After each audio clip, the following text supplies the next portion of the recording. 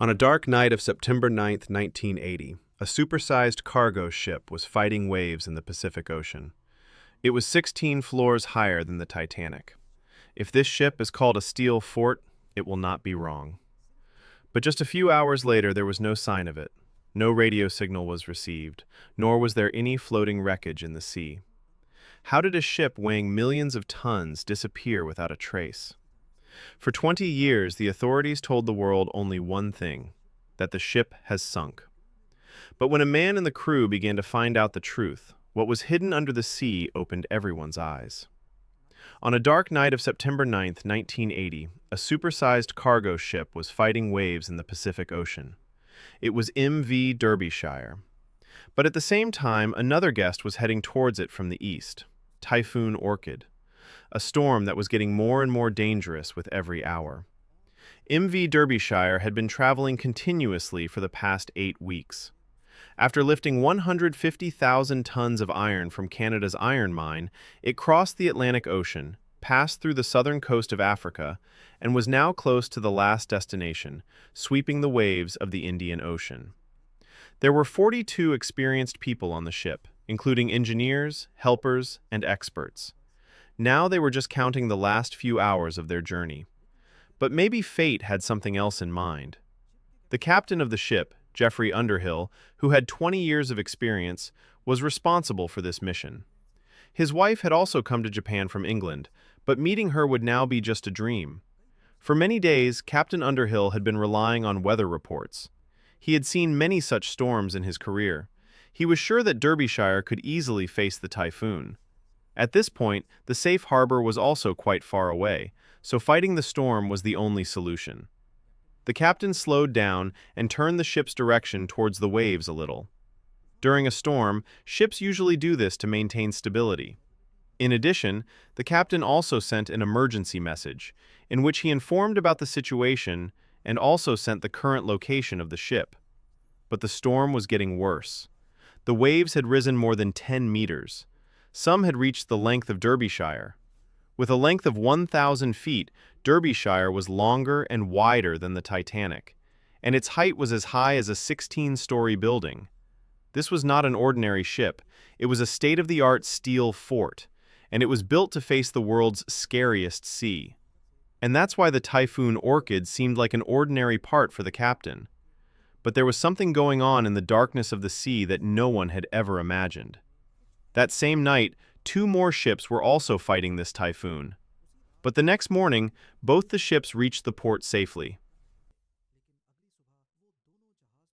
There was no sign of MV Derbyshire.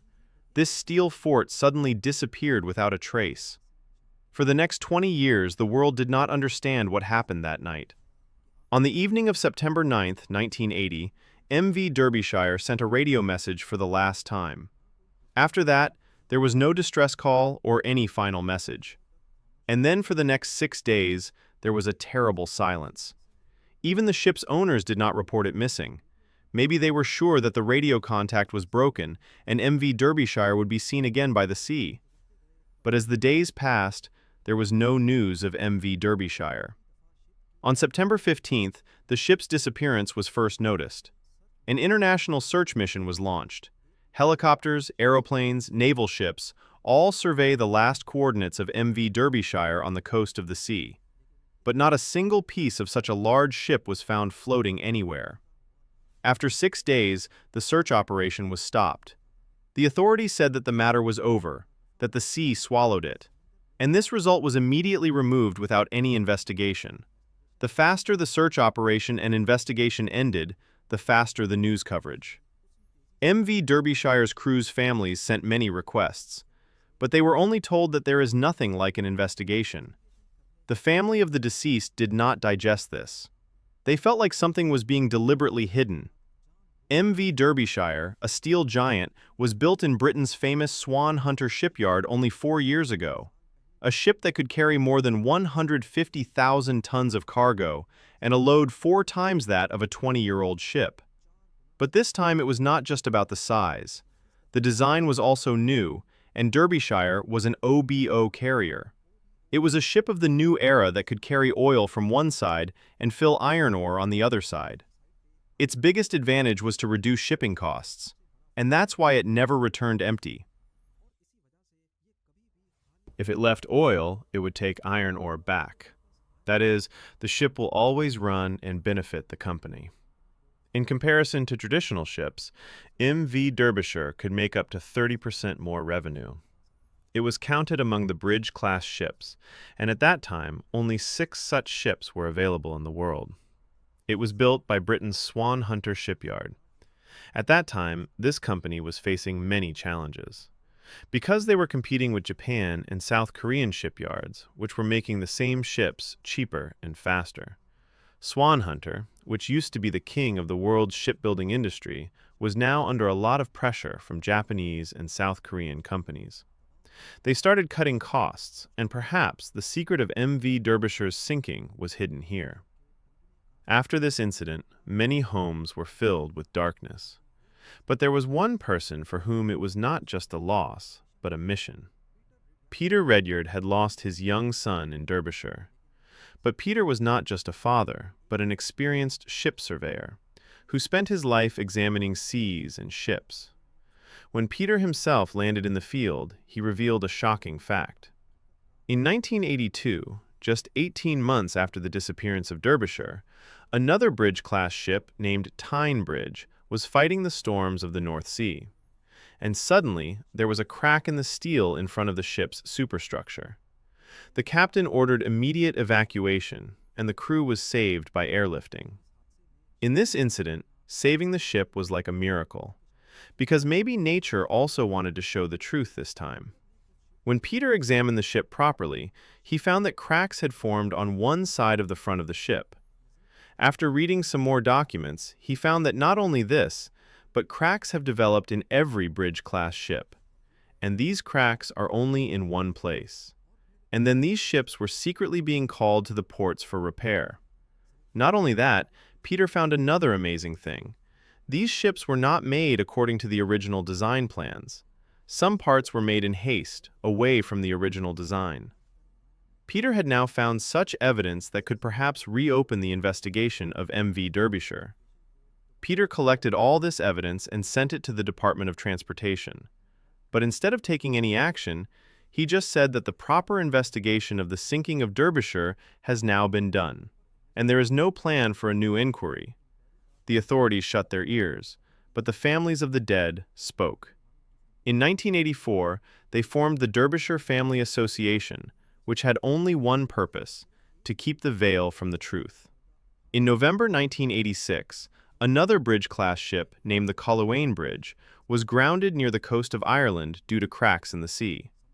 As it passed through the Atlantic rough sea, its hull, which had already weakened, could not face the shocks of the sea. The Coleraine Bridge was the last of the 6 bridge-class ships in which there was no special repair work, which Peter had found in other ships. But this time, the British government did not sit quietly and decided to reopen a new investigation. Peter and other families saw a ray of hope. For the next 6 months, various experts gave their own opinions on this investigation. Someone blamed the design, someone blamed the sea. But no attention was paid to all the evidence of Peter in this investigation. His evidence, which directly pointed to structural failure, was very cleverly suppressed.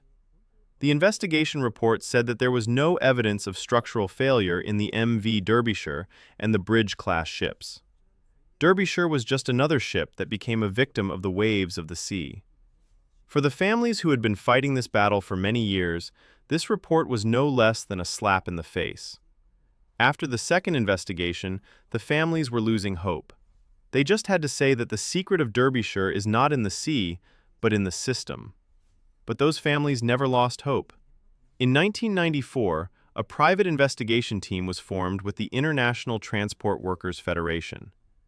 Everyone together tolerated the cost of this mission, and the MV Derbyshire was planned to be searched in the sea after 14 years. In just 23 hours at the Heritage store, Derbyshire was found in one piece 4 kilometers below sea level. It was a great success, but to solve this puzzle, a photo of each part of the ship was taken in the sea.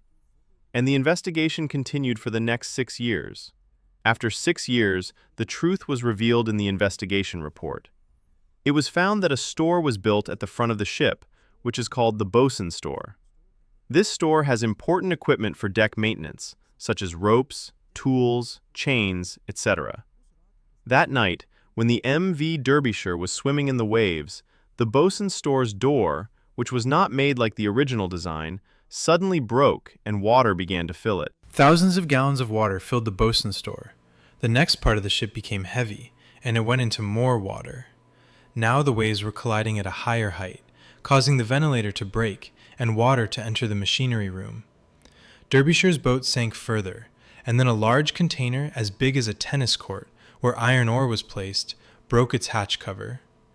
Now first a container was filled with water, which caused the next part to go further down. And as soon as they saw, all the containers went into the water, one by one. And then Derbyshire, which was Britain's largest vessel, sank into the darkness of the Pacific Ocean. When the investigation report was published, it was found that the company that had built all these bridge-class ships, all of them had cracks near the bosun store, and all of them were not made according to the hatch covers, delicate and standard. Initially, the families thought that there was some structural failure in the ship, but in the investigation, it was found that it was not a major design fault, but a large steel fort sank due to small errors. During the 1970s, many ships sank every year. For the authorities, this was a normal thing and a number game. But the Derbyshire families exposed the shipping industry by conducting their private investigation. After that, new ship designs came, the rules became more strict, and safety inspections began to be given attention.